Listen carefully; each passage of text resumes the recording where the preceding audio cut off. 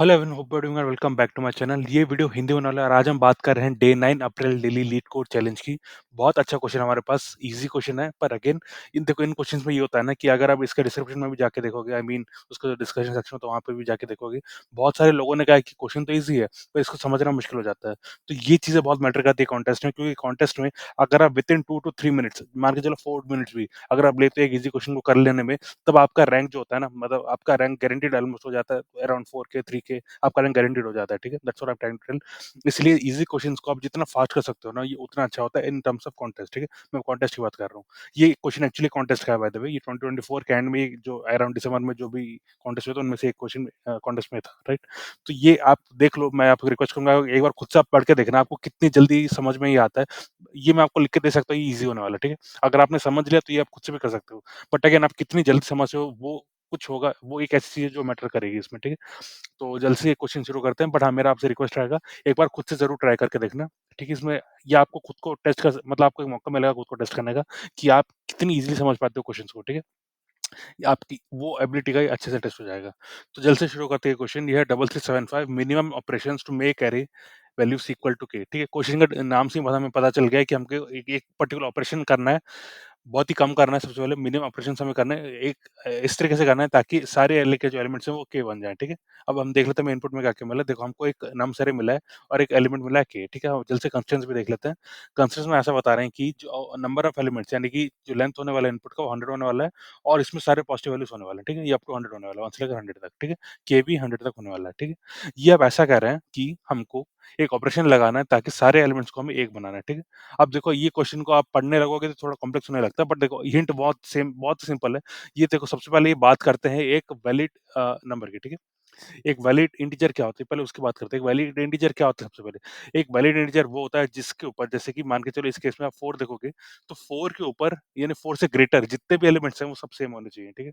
ये मैं आपको बहुत सिंपल तरीके से समझा रहा हूँ, बट अगेन आप क्वेश्चन को ज़रूर पढ़ना एक बार। मैं आपको फिर से रिपीट कर देता हूँ। देखो, एक वैलिड एलिमेंट इस क्वेश्चन के हिसाब से वो होता है जो कि जैसे कि इस केस में 4 है, तो 4 के अबव जो भी एलिमेंट्स, यानी एनीथिंग ग्रेटर देन 4 जो है, वो सब सेम होने चाहिए। इस केस में आप देखोगे अबव 4 जो भी एलिमेंट्स है वो सारे 5 हैं, ठीक है? यानी इसमें 3 5 प्रेजेंट है, ठीक है? पर तीनों की वैल्यू सेम हो रही है, यानी कि अबव 4 जो भी एलिमेंट्स है वो सिर्फ 1 है। मतलब यानी 3 एलिमेंट्स है जो कि सब 5 हैं, ठीक है? तो उस केस में हम कह सकते हैं ये एलिमेंट वैलिड, ठीक है? तो आप इसके डेफिनिशन में एक बार फिर से जाके देख सकते हो वैलिड एलिमेंट के, पर अगेन इसका कॉन्सेप्ट वही होने वाला है कि जो भी एलिमेंट्स मतलब ये ऐसा कह रहे हैं, यप, यहाँ पे इसका बताया गया, yup, strictly greater than each are identical, ठीक है? यानी जो भी एलिमेंट्स इसके ग्रेटर हैं, ठीक है? वो सब एक हैं, ठीक है? Simple as that. अब ये बात करते हैं कि एक ऑपरेशन क्या होता है। एक ऑपरेशन होता है कि सबसे पहले आपको एक वैलिड एलिमेंट लेना है, ठीक है? और उसके ऊपर के जो भी एलिमेंट्स हैं, यानी कि जैसे कि एच हमने लिया, तो एच से ग्रेटर जो भी एलिमेंट्स हैं, उन सबको आपको एच बना देना, ठीक है? जल्द से इसको अप्लाई करके देख लेते हैं। देखो यार, मैंने आपको सिंपल में बता दिया है। मैं समझ सकता हूँ अगर आप एक बार में नहीं समझ रहे हो, तो ये क्वेश्चन ही ऐसा है कि आपको एक बार में समझ में हो सकता है ना आए, ठीक है? तो मैं आपको रिक्वेस्ट करूँगा, क्वेश्चन का लिंक डिस्क्रिप्शन में दिया रहेगा। आप आराम से जाओ, एक बार अच्छे से क्वेश्चन को देख लो, एग्ज़ाम्पल्स देख लो एंड देन कम बैक, ठीक है? तो मैं आपको एक पूरा अच्छे से समझाने वाला हूँ। देखो, हम अब एग्ज़ाम्पल 1 ले लेते हैं, ठीक है? एग्ज़ाम्पल नंबर 1 में हम डिटेल से देखने वाले हैं, देखो।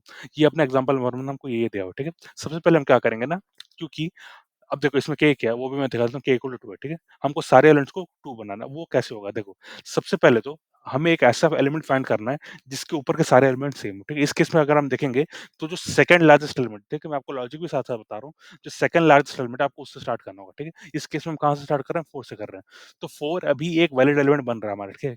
इसलिए मैं कह रहा हूँ, आपको हमेशा सेकंड लार्जेस्ट एलिमेंट से स्टार्ट करना होगा, क्योंकि उसके अबव सिर्फ एक ही लार्जेस्ट एलिमेंट होगा, ठीक है? उसके ऊपर यानी उससे बड़ा सिर्फ एक ही एलिमेंट होगा, ठीक है? इसलिए आपको हमेशा सेकंड लार्जेस्ट एलिमेंट से स्टार्ट करना है।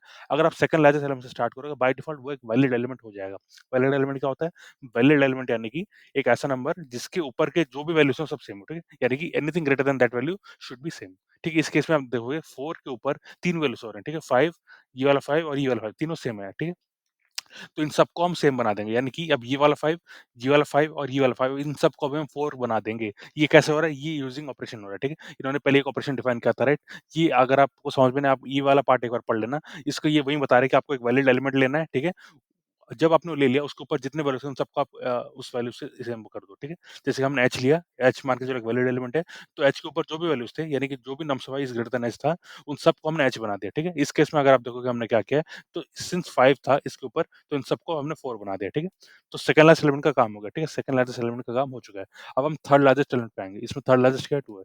तो 2s अब देखोगे ना 2 भी एक वैलिड एलिमेंट बन रहा है, क्यों? क्योंकि देखो 2 के अबव क्या है? सिर्फ 4 है, ठीक है? यानी कि जो भी एलिमेंट ग्रेटर दैन 2 है, वो सब सेम है इस केस में, ठीक है? यानी सब 4 है, तो हम सबको अभी 2 बना देंगे, ठीक है? यूजिंग द सेम ऑपरेशन, तो ये सारे 2 बन गए। तो हमें 2 ऑपरेशंस लगे, ठीक है? पहले ऑपरेशन यहाँ से लेकर हम यहाँ तक आ गए, सेकंड ऑपरेशन हम यहाँ से लेकर यहाँ तक आ गए, ठीक है? हमें 2 ऑपरेशन लगे, 2 ऑपरेशन में हमने पूरा गेम कर दिया, ठीक है? सारे एलिमेंट्स को सेम कर दिया, तो इसमें आंसर 2 होने वाला है, ठीक है?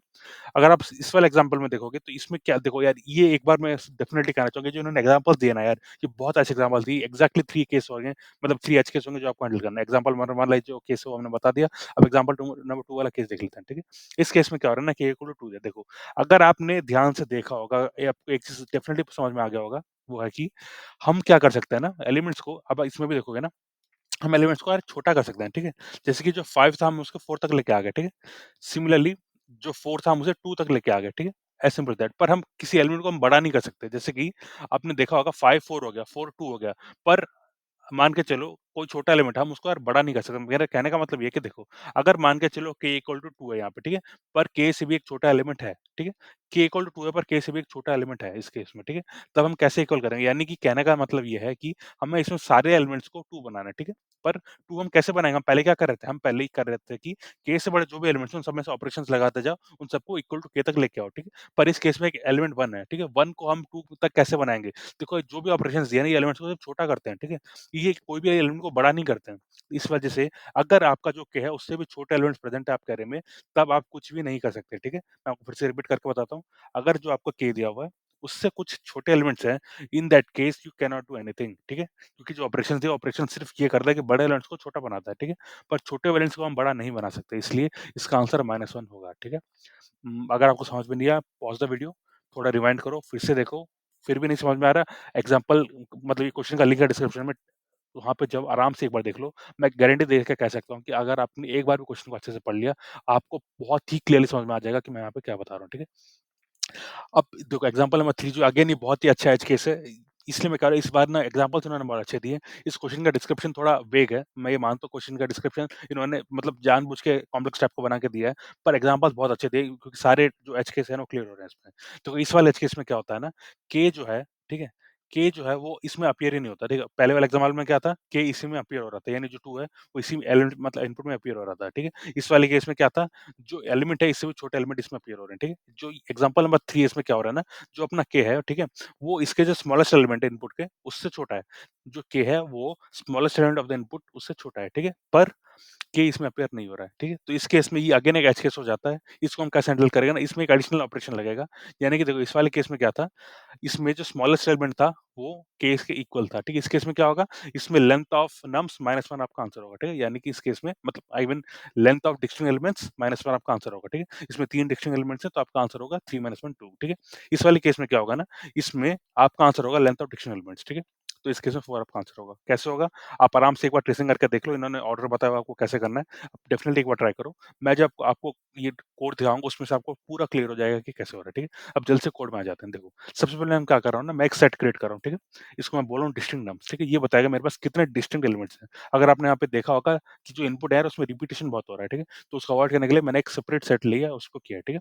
Then I need the minimum element also, ठीक है? तो जो इसमें सेट में से जितने भी एलिमेंट्स हैं, उन सारे में से जो मिनिमम है मुझे वो चाहिए। तो मैं इसमें मिन ऑपरेटर लगा रहा हूँ और मैं मिनिमम एलिमेंट निकाल रहा हूँ, ठीक है? अब मुझे इसका लेंथ चाहिए क्योंकि जो आंसर है वो इसी के अराउंड रिवॉल्व करने वाला है, ठीक है? ये जो n है ना, ये मेरा ऑलमोस्ट आंसर इसी के थ्रू आने वाला है, तो मैं ये अगेन एक सेपरेट वेरिएबल में ले रहा हूँ, ठीक है? n is equal to length of distinct elements, ठीक है? n is equal to length of distinct nums, यानी कि जो डिस्टिंक्ट हमारे पास इनपुट में जो भी डिस्टिंक्ट नंबर्स थे, मैं उसको n कह रहा हूँ, यानी कि n is going to the number of distinct numbers that I am having, ठीक है?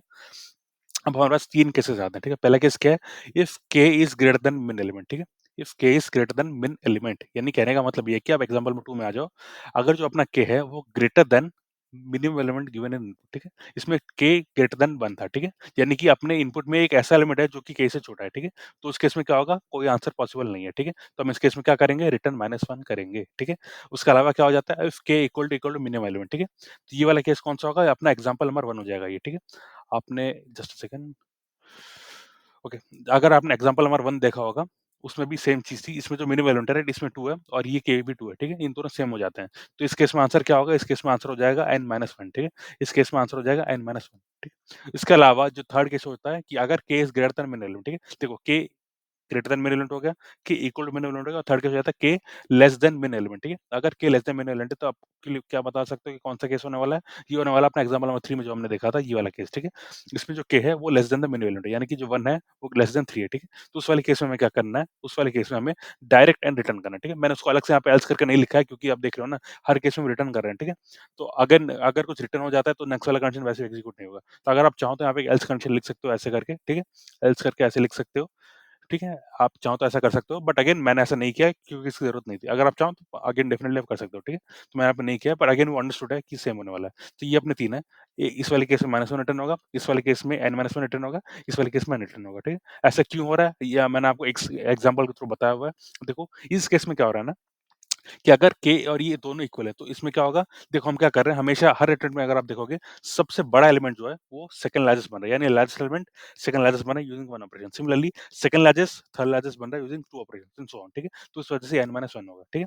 अगर आप ये इसके बाद वाला केस देखोगे, यानी कि जब k is less than main element, यानी जिसके लिए हम ये रिटर्न कर रहे हैं, उस वाले केस में क्या हो रहा है, उसमें ये अगर आप एग्जांपल नंबर 3 देखोगे, इसमें क्या हो रहा है ना देखो इस 3 के अलावा भी एक और ऑपरेशन लगेगा टू मेक इट 1, ठीक है? यानी कि देखो हम 3 तक कैसे लेके आएँगे यूजिंग एनिमल ऑपरेशंस, ठीक है? पर जब ये सारे 3 बन जाएँगे, ठीक है? जब सारे 3 बन जाएँगे, हमें उनको 1 में भी बनाना पड़ेगा। तो वो कैसे होगा? वो होगा एक एडिशन ऑपरेशन लगा के, ठीक है? तो इसका आंसर इसलिए आप देखोगे तो ये बेसिकली n-1 प्लस 1 हो रहा है। तो यानी कि n हो जा रहा है, ठीक है? As simple as that.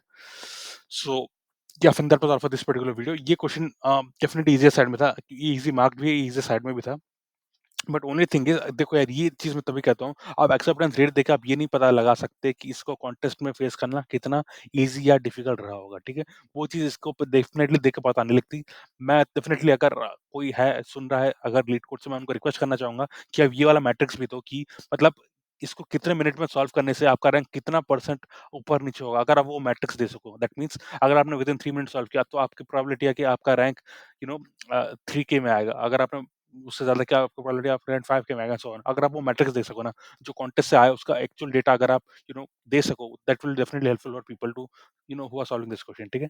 तो वो डेटा डेफिनिटली लीड कोड को देना चाहिए क्योंकि बाकी प्लेटफ़ॉर्म्स भी वो नहीं देते हैं। अगर लीड कोड देता है then definitely it will be really making some sense because अगर आप ईज़ी क्वेश्चंस देखते हैं, लोग ना सिंपली सॉल्व करके छोड़ देते हैं। बट अगेन वो मतलब उनका रियल पर्पस सॉल्व नहीं कर रहा है। अगर आपको कॉन्टेस्ट में क्वेश्चन आता है, आप कितनी जल्दी कर पाते हो, ठीक है? आपको कितना टाइम लगता है, तो आपको इससे पता चलेगा कि यार आप बाकी लोगों के कंपैरिज़न में कहाँ स्टैंड करते हो बेसिकली, ठीक है? आपको फिर यार एक रीज़न मिलेगा टू मेक योरसेल्फ बेटर। तो डेफिनिटली वो चीज़ आपको देखनी चाहिए। मेबी इन्होंने नहीं दिया पर आप इस कॉन्टेस्ट में जाके देख सकते हो। ये दिसंबर के मतलब आई गेस 2nd या 3rd वीक के कॉन्टेस्ट में ही आया था। आप जाके देख सकते हो कि मतलब कितने लोगों ने सॉल्व किया, यानी कितना रैंक अगेन वो आपने अटेंड किया होगा तभी आपको ये चीज़ पता लगेगी। बट अगेन आप वो टाइमिंग देख सकते हो कि जो रैंक बंदा उसने कितने मिनट में सॉल्व किया था एंड सो ऑन, ठीक है? डेफिनिटली आपको पहले 2 या 3 क्वेश्चन्स आपको ट्राई करना ही चाहिए हर कॉन्टेस्ट में, चाहे वो बाय वीकली हो या वीकली कॉन्टेस्ट हो। इस वीक बाय द वे एक बाय वीकली भी आ रहा है। अगर आप चाहते हो मैं उसके भी सॉल्यूशंस डालूँ then please do let me know. अगर आप इंटरेस्टेड हो मैं ज़रूर डालूँगा। So yeah friend that was all for this particular video. मैंने आज पर्पसफुली हिंदी में वीडियो बनाया बिकॉज़ आई फेल्ट कि जो कनेक्ट होता है यार हिंदी में बाकी लैंग्वेजेस में नहीं हो पाता बिकॉज़ क्योंकि यार ये जो कोडिंग होती है ना ये बेसिकली हम उन लोगों के लिए चाहिए होती है जो कि अपने स्टार्टिंग ईयर्स में होता है अपने करियर के, या तो कॉलेज में होते हैं या तो अपने जॉब के स्टार्टिंग ईयर्स में होते हैं। उनके लिए आई गेस इंग्लिश में कम्युनिकेट करना मतलब वो कर सकते हैं बट अगेन हार्ड चीज़ों को सीखने के लिए वो अपने मदर टंग में ही सीखना चाहते हैं। दैट्स व्हाई आई फेल्ट कि हिंदी में बनाना is definitely going to be beneficial for those people, ठीक है? तो मैं डेफ़िनिटली आपसे ट्राई करूँगा कि हिंदी में भी हर दिन मैं वीडियोज़ बनाता जाऊँ। बिकॉज़ मैं इंग्लिश में ऐसा इसलिए करना चाह रहा था बिकॉज़ आई फेल्ट कि आप कनेक्ट कर सकते हो कि यार इंट्रो में आपको कैसे बोलना है एंड ऑल दैट, ठीक है? But again what I felt is बहुत सारे लोग नहीं समझ पाते इंग्लिश में अगर मैं बनाऊँ तो। तो अब मैं डेफ़िनिटली ट्राई करूँगा कि मैं हिंदी में भी बनाऊँ। सो yeah friend that was all for this video. अगर आपको मेरी चीज़ें पसंद आती हैं, अगर आपको मेरा कंटेंट पसंद आता है, अगर आपको कुछ एक्स्ट्रा सीखने को मिलता है, प्लीज़ चैनल को सब्सक्राइब करें बिकॉज़ दैट जो मोटिवेशन उससे मिलता है ना वो डेफ़िनिटली अनपैरेलल्ड है। मैंने 169 डेज़ कंप्लीट कर लिए including today. There are many more days to come. Please support करें। See you tomorrow. Thanks a lot.